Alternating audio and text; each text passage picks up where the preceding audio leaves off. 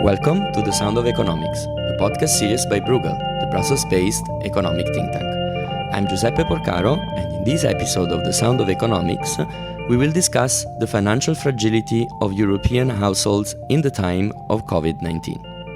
I have the pleasure to have with me today Maria Demertzis and Anna Maria Lusardi, who have both authored a paper published by Bruegel with a novel research on the topic. Hi Maria and Anna Maria, how are you? Hi Giuseppe, thanks for having us. Hi Anna Maria. Hi, thanks. You're joining from far away, Anna Maria, right? Yes, I'm joining you from Washington. Good morning. Good. Very well. So, in the wake of COVID-19, you asked how well prepared households were in the European Union, including the United Kingdom, to handle an unexpected expense. And before the pandemic hit, a substantial share of EU households reported that they would be unable to handle unexpected expenses. In some EU countries, many households had savings equivalent to just a few weeks of basic consumptions. So, to start our conversation, we want to go a little bit in depth in this research. But first of all, to give us a little bit of a flavor, what did you find out concerning the way households' finances in these countries have been impacted by the pandemic so far, and maybe the similarities or differences? Yeah. So thanks, Giuseppe. I mean, we're going to have the chance to go a little bit more on the details of all of this. So let me just give you the global gist. The results are in some ways rather striking. We found that 1 in 3 households in the EU are unable to meet what I would call a medium-sized shock, not a very big shock, but also not a daily type of expense, or things like an unexpected surgery or a funeral cost, or something breaks down in the house and you have to fix it. 1 in 3 in the EU households. I mean, I was personally rather shocked about this. But before I go into the details and explain a little bit more about some of the differences, some of the similarities, let me go a step back and explain why we're looking at this. And for this, I'm really delighted that I had the opportunity to work with Anna Maria on this and Martha, who is a research assistant at us at Bruegel. Because this is a line of research that is very important in sort of more generic sense, in terms of identifying the household as an important contributor to financial stability. You see, as soon as we all entered the shutdown in Brussels, where we are, Giuseppe, the shutdown happened mid-March. One of the things that we saw in the numbers was immediately people being laid off. You could see it in the news, you could see it everywhere. So, it immediately occurred to us that, what will happen to the household? Can the household make ends meet? A number of people were laid off.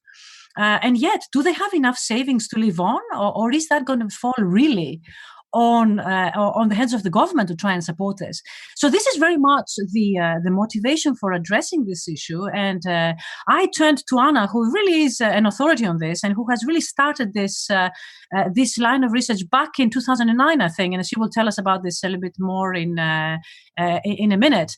Looking originally at the US data, and I asked her, would you be able to help us think about the strength of the household, so we can identify how well prepared households are to deal with quite such a big shock as the pandemic shock. And Anna Maria, as Maria said, you've been researching the concept of financial fragility since a while, since probably the financial crisis, after the financial crisis of 2007, 2008, I suppose. And from your point of view, maybe you can contextualize and explain us a little bit better, both on the methodological side, but also, the concept itself of financial fragility as you have been observing it since a decade.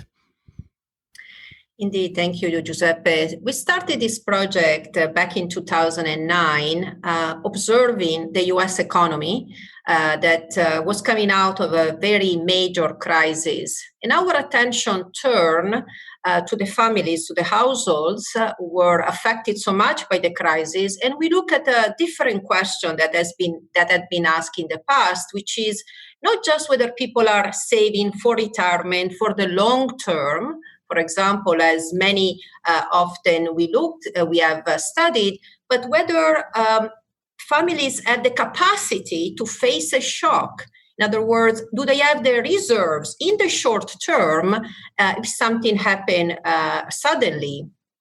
And we studied this after the financial crisis because, of course, it was such a major event that really depleted the resources of families.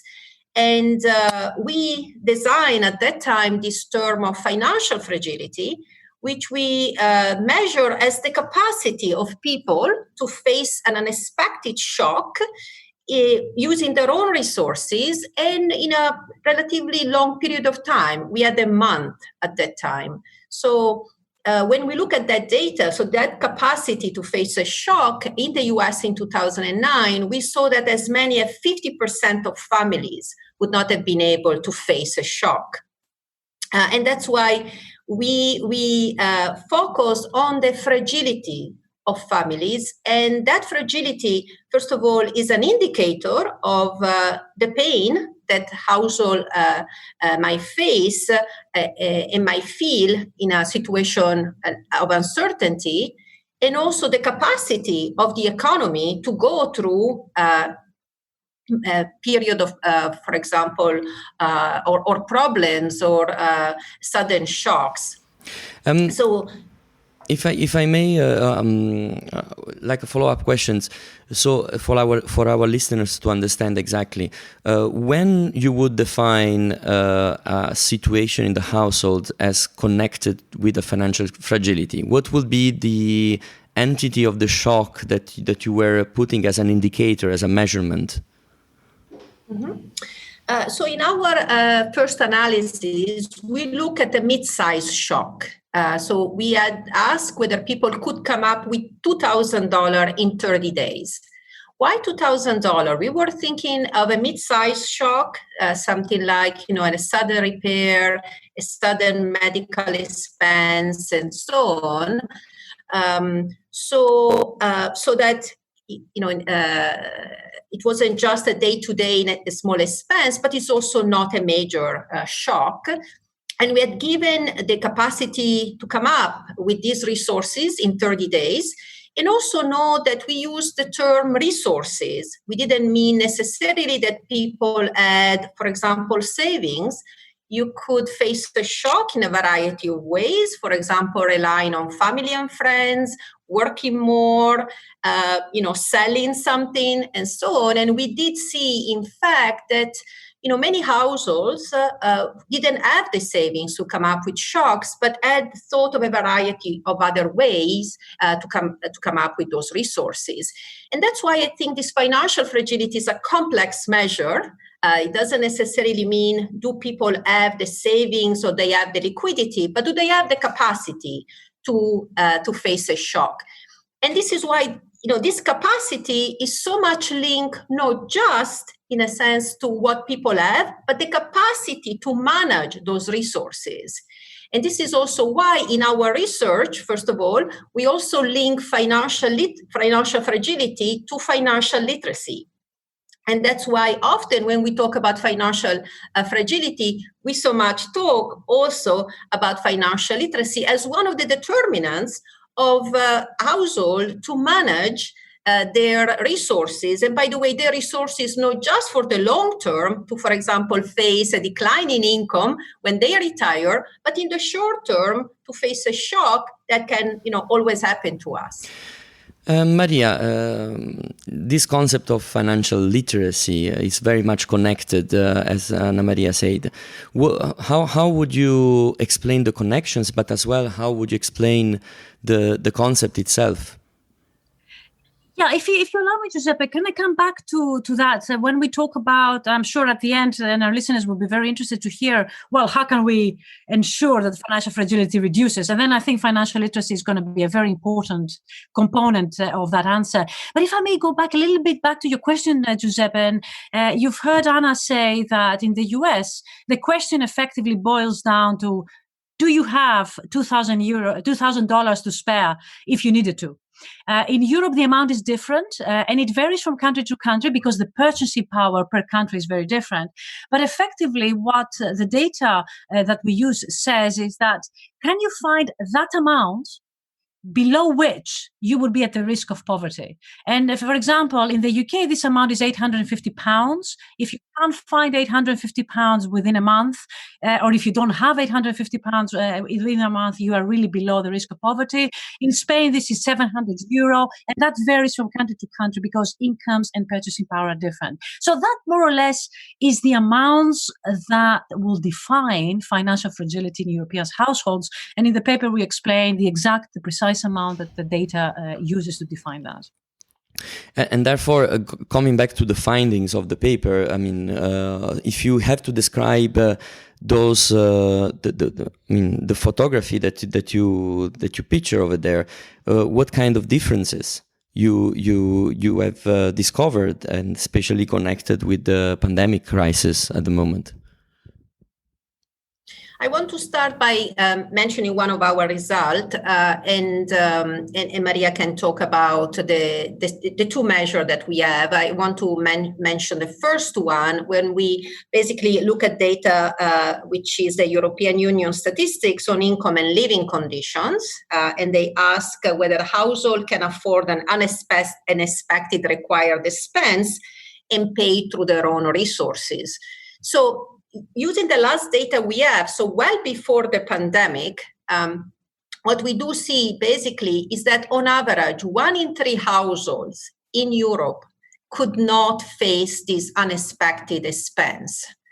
So in other words, well before the crisis, people wouldn't be able to face a small shock, let alone a big one. And this is why we are talking about the financial fragility of many families, basically well before the crisis. And not just we see this, many European countries, as I said, on average, but there are also several countries. The one, for example, who were affected quite severely by the previous financial crisis, or the more recent European Union countries. So, for example, here we are talking about Latvia, Croatia, Romania, and of course, Greece and Cyprus. There, the financial fragility is much higher. 1 in 2 households wouldn't be able to face an unexpected shock. What we also do, we look across some of those countries, and try to identify the groups which are even more fragile. And these groups are, for example, family with children. And also they are single parents, and disproportionately they are the single women with children, which are a lot more fragile. And across countries, when we look at this group, we find that 1 in 2, and in fact, even more than 1 in 2 single women with children wouldn't be able to face an unexpected shock. So in other words, such a big part of household are unable to face a shock, and we are, again, before the pandemic, and some group are even more fragile, and this, of course, is important, and it can have important consequences for policy. Maria, would you like to add something on this? Yes, of course. And what Anna just described is the first part, where we ask, or the survey rather, asks people to evaluate themselves. Whether they are financially fragile. Can you meet this cost if you had to? What is your answer? Yes or no? So this is, if you like, it's the way that individuals, you and I, we perceive our ability to meet that cost. And the results, as you heard from Anna, they're not very encouraging. They're particularly vulnerable groups in the EU that self-assess that are quite financially fragile. So then we ask the question, well, what if we try and look at more objective measures? Why don't we just look at the money that people have in the bank accounts, and see, well, maybe they do have savings. And here we're talking about really liquid savings, things that you can reach immediately. We're not talking about wealth, which is, of course, would characterize the richness of households. The types of shocks we're thinking about, unexpected expenses, require liquidity, being able to draw on resources very quickly. So, money in the bank would qualify. And again, we find that there are, first of all the households, or the vast majority of households in the EU, have got bank accounts. So Europe is basically banked, which is a good thing. But again, the amount of savings that people can draw, and let's say on the checking account or in savings account, is very vastly different whether you're talking about Latvia or you're talking about Malta and Sweden. You have savings to the order of magnitude of 6 or 7 months in the richer countries, and just a few weeks in the poorer countries. And if you wanted to compare this to a bundle of goods which are necessary, let's say your rent or buying the basics, you can make your savings last a little bit more. But again, in rich countries you can go up to sort of 20 months. But in the poorer countries, you can only go up to 3, maybe 4 weeks worth of savings to deal with an unexpected shock. And so, there are both very disappointing results, at least in my opinion, but also vast differences in the way that both households self-assess their ability to meet unexpected expenses.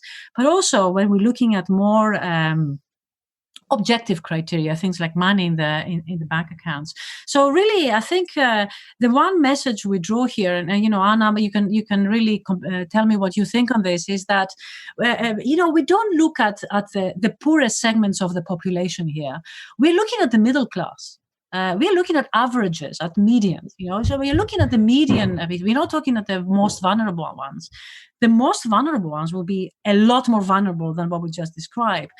And yet again, the median, the middle class, is not as financially secure as we might want it to be. I think that is really the message that we draw from this paper, and to remind us that the middle class in Europe might not be able to pay for an unexpected funeral cost.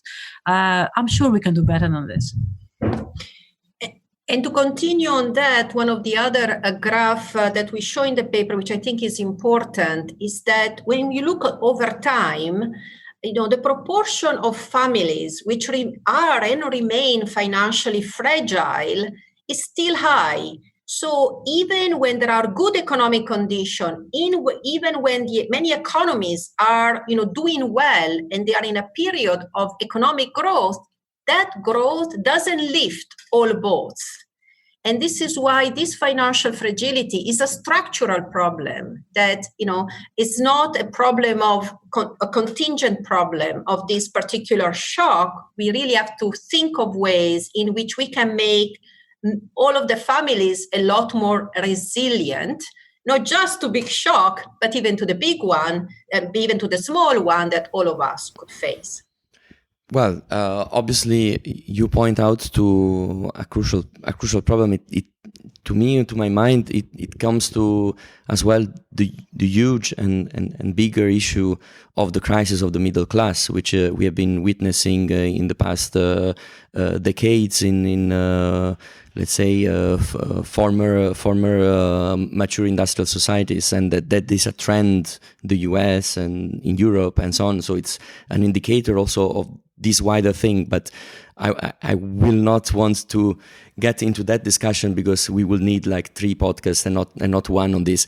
But coming back to the issue of the paper itself and what you point out, what are the kind of policy recommendations that you would give, provided exactly this baseline that you've been observing and measuring in the research that you've been doing, especially considering the context in which we are now of the pandemics?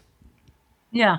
So, I mean, a big question, and there isn't really one answer. And as we pointed out, given the vast differences between countries, you cannot really have one policy that's going to work for everybody. There are really quite clearly greater need for targeted policies across different countries. So I think that's the first lesson to draw. And by simply looking at the graphs in our paper, you will see the vast differences immediately. But I think an important point to point out here, and we heard Anna saying this is a structural problem. It's not about just provide money and problem solved. It's not really about just income. Yes, more income is always a good idea to help vulnerable groups, to help the middle class. But here we're talking about savings behavior, about preparedness. Understanding is not just about saving for pensions, as Anna said. It's also saving for unexpected shocks that you might have to deal with at very unexpected times. So and here is not about income. Here is about changing behavior. It's about structural policies that are going to help the individual understand and plan for the future, the long-term future and the immediate future, a lot more effectively. And this is when, and come back to your question, the original question that you asked me, Giuseppe, the issue of financial literacy. There are many initiatives. And actually here I also take the opportunity to tell our audience that Anna Maria is also the chair of financial literacy group in Italy. And she will have first-hand experience on exactly which measures are used and to what effect. And changing saving behavior and helping the households prepare better, stand on its own feet better, requires financial education, requires training, requires advice at right points in time. And this is certainly one recommendation. In the paper, we go a little bit beyond that. And, coming back to the motivation for this, the household is an integral part of the financial system. And when you're worried about the financial system, you don't only worry about banks, you don't only worry about financial institutions, you worry also about the households in exactly the way that we show in the paper. So we recommend that we monitor the financial health, the financial wellness of the household as an important contributor to financial stability, or in its absence to financial instability. And we have ways of monitoring the financial stability, the financial wellness of different players in the system. And we recommend that we do that also for the household. In the context of the EU semester, for example, which is a very big monitoring process at the EU, we could really include some of those indicators that we use in the paper and monitor them in real time in economic terms, to try and catch up early indications of weaknesses that may prove problematic in the future. I just want to mention some of the things we are doing in Italy. The Financial Education Committee is very concerned and hard at work in improving the financial literacy in Italy. We have a plan that is guided by a national strategy for financial literacy. And some of the initiatives that are related to, for example, this research paper, is that we have launched big initiative. For example, Financial Education Month, which is the month of October, which really is to try to raise awareness of this important topic and to have a lot of financial education initiative throughout the country. But also recently, because of the financial crisis, on our portal of financial education, which is called Quello che Conta, and can be found at www.quellocheconta.gov.it, we have also have a new website about 10 suggestions about how to deal with personal finance during a time of crisis. So what are some of the things that people can do to deal with this specific crisis? Just as to mention again how important it is to also give guidance, to also think about the households and the type of financial decision they have to make. And third, we have taken a lot of initiative, try to have financial education in school, so we can educate the young, but also in the workplace, so that not only we, when we look at workers, think of their saving for retirement, but also the saving for the short term. So we are all doing this so that, households become more financially resilient. And this is, I think, an important topic for policy as well. Anna Maria, when you speak about doing this at school, are there also proposals to include financial literacy in the actual curricula of the, or is this just side activities, side projects, but not something that will become part of the core education?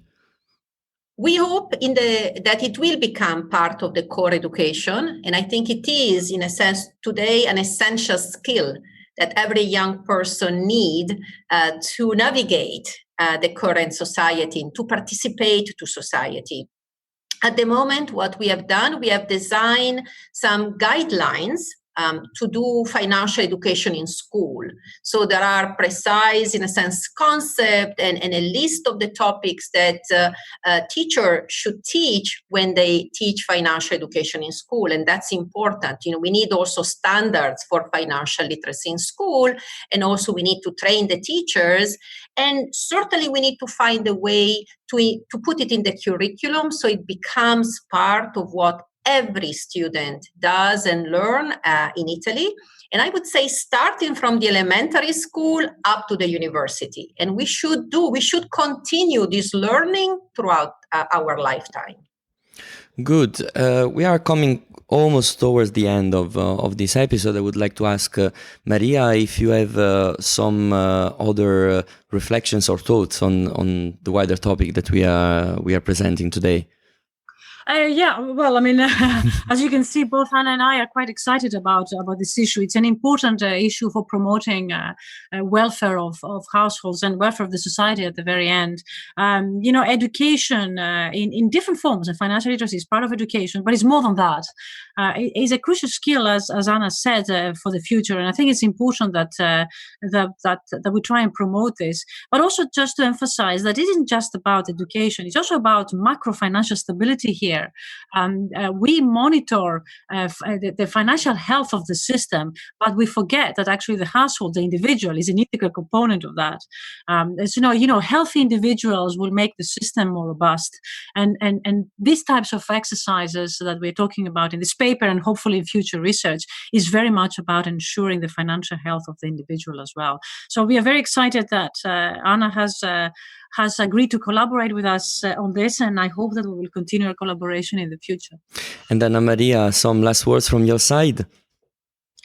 First of all, I want to echo Maria's words that we are very excited about this collaboration with Bruegel and the capacity to not only do research, but be able to be a voice for the households, remind everybody, policymaker, practitioner, that the well-being of household is really important. And one way in which we can impact the well-being of household is make sure that they are financially resilient, not just in the long term, but also in the short term. And just to repeat what Maria said, financially resilient households create a better and more robust economic system. We need to look at the ecosystem to be able to design better policy. The household are an important part, and it's really important that we pay attention to the household, that we make sure that we are providing the tools for this household to be able to live a stable life. Well, thank you. I think that this is a very important message for our listeners, and a very important message as well for the continuation of such important research and policy recommendations towards the decision makers. And as you both mentioned, we are continuing to look into this issue at Bruegel. So this is not neither the first, neither the last research and study that we will do on the topic, so something that we should continue to follow up.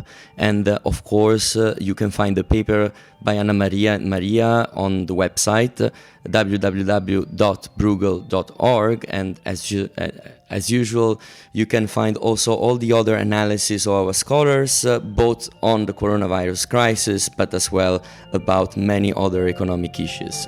So I would like to thank Anna Maria and Maria for joining us today for The Sound of Economics. Thank you so much. Thank you. Thank you. And thank you to all our listeners for tuning in to The Sound of Economics. Until next time, bye-bye.